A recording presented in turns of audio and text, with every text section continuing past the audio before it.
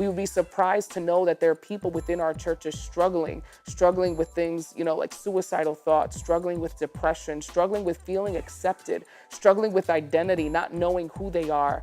Yet they know that if there's anywhere they should be, it is there. If there's anywhere we should be in moments where we feel these things, in moments where we feel just rejected, or moments where we feel like we are not good enough, we have to know that it's found in God's presence.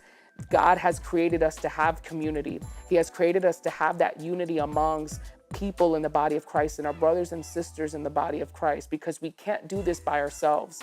Many times we have this mentality that we have it all together, that we don't need anyone around us, that we can completely do it on our own, and that is false. We need community. We need people around us to keep us accountable, to keep us in check, to keep us just holding on to those promises that God has given us and God has for us. And that only happens when we have a strong community of people around us. One of the things that I talk about in this poem is recognizing that we are not alone. If you feel that you're the only one struggling, if you feel like you're the only one in your community that's going through these things and feeling these emotions and these feelings, know that you are not alone.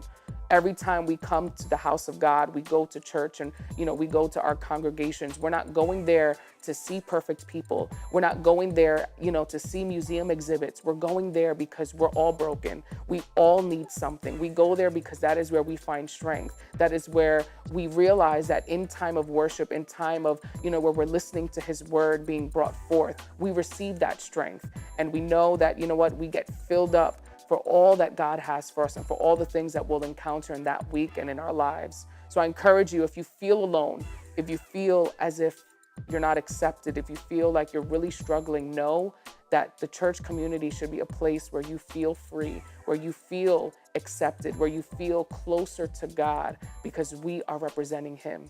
And that is our job, to represent Christ in all that we do.